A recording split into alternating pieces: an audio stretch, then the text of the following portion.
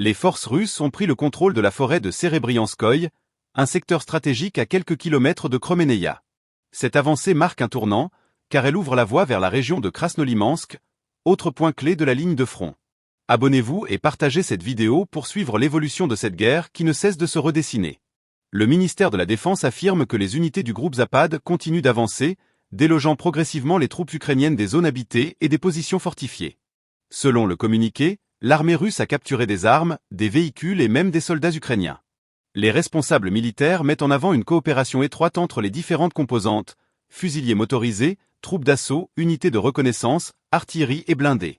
Cette combinaison aurait permis une percée coordonnée, facilitant la libération de la zone boisée. Une vidéo diffusée par les autorités russes montre le commandant d'une unité d'assaut, connu sous l'indicatif Bur, affirmant que l'ennemi, pris de court par l'intensité de l'offensive, a abandonné du matériel, des munitions et des provisions.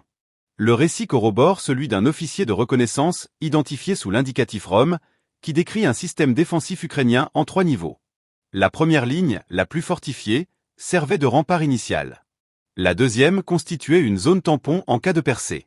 Quant à la troisième, elle hébergeait les opérateurs de drones et les dépôts logistiques destinés à maintenir la résistance. Selon le chef d'état-major général Valery Gerasimov, l'éviction des forces ukrainiennes de cette forêt représente bien plus qu'une victoire tactique.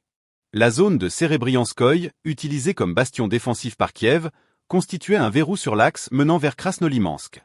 Sa chute pourrait redistribuer les cartes dans ce secteur de la ligne de front, en offrant aux troupes russes une nouvelle profondeur stratégique et des possibilités d'avancée plus soutenues.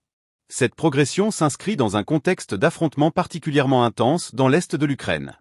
Chaque prise de position, chaque fortification conquise ou perdue modifie les équilibres militaires, mais aussi politiques, tant l'enjeu de ce conflit dépasse les simples lignes de front.